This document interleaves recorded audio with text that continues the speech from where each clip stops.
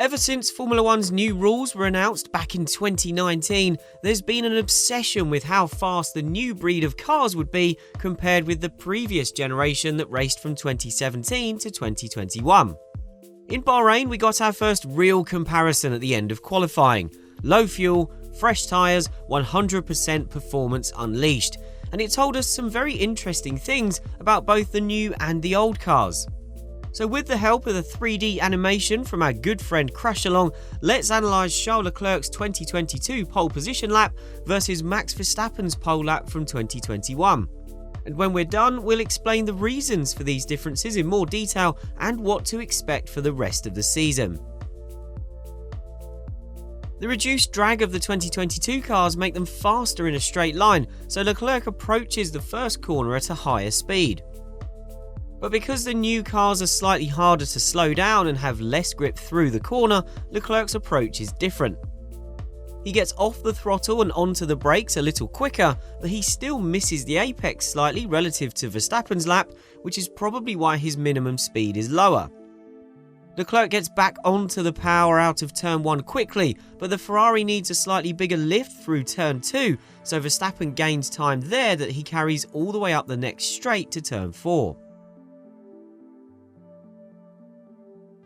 This is the first medium speed corner of the lap, and Leclerc brakes a lot earlier for it and gets onto power sooner, but the 2021 car is able to maintain a higher minimum speed once again.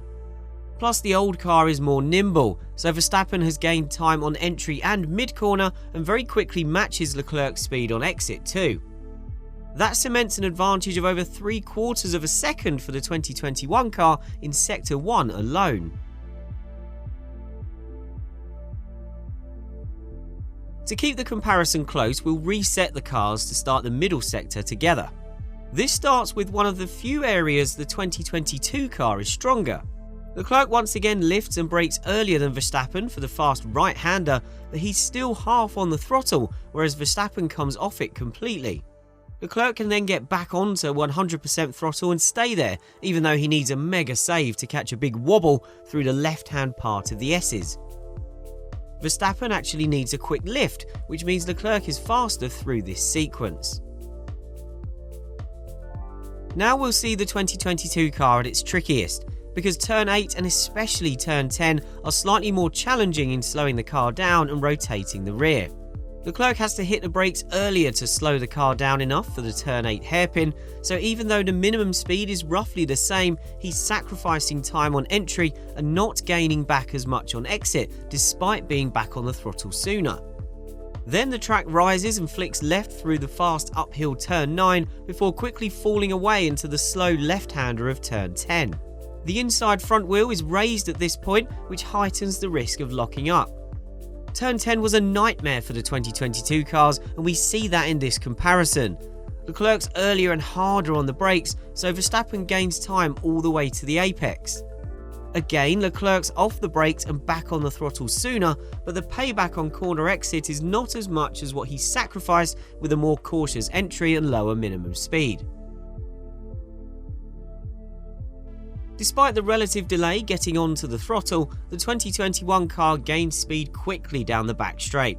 Given the DRS effect should be bigger in the 2022 cars, this is presumably down to a difference in the performance of the internal combustion engine, which has a new fuel this year, and perhaps deployment of electrical power as well. At the end of the back straight, Leclerc is again earlier on the brakes and has to scrub off a bit more speed for the turn 11 left-hander, losing more time to Verstappen on entry and mid-corner. But the Ferrari gets a good run off the corner and carries that through the fast, flat-out turn 12 sweep and claws back a tiny amount, completing Sector 2 0.473 seconds slower than Verstappen did a year earlier. Let's reset the cars again.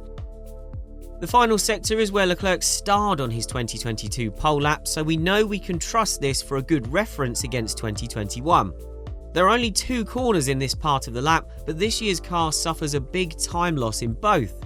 After rounding the long turn 12 right-hander, Leclerc can't hold full throttle as long as Verstappen before having to dive onto the brakes for turn 13.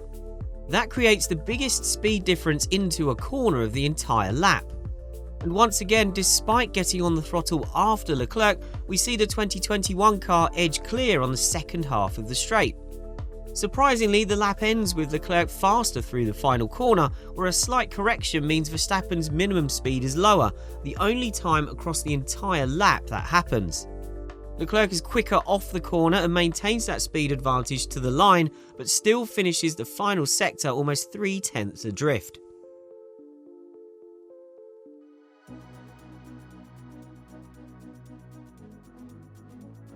The 2022 cars are around 50 kilograms heavier overall, as most are running overweight, and they have heavier, low-profile tyres.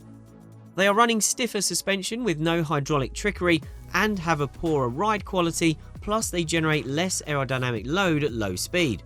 The overhaul of the rules has created a far greater dependence on underbody aero thanks to the reintroduction of ground effect Venturi tunnels. This, combined with the simplification of top-body aero, has had a profound impact on the performance profile of the cars.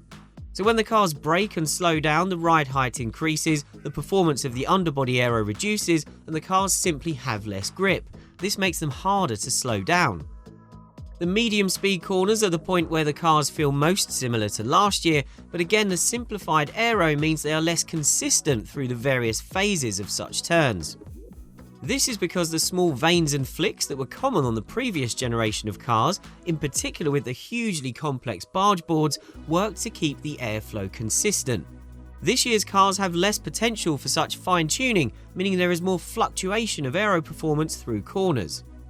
As a result, the 2022 cars are potentially quicker in the fast corners, but trickier in the medium-speed corners, and definitely worse in slow corners.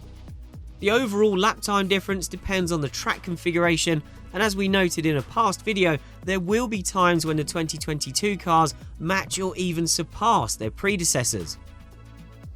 But Bahrain remains likely to be one of the bigger increases from last year to this year, given the higher quantity of slow and medium speed corners, which this video comparison has hopefully helped illustrate.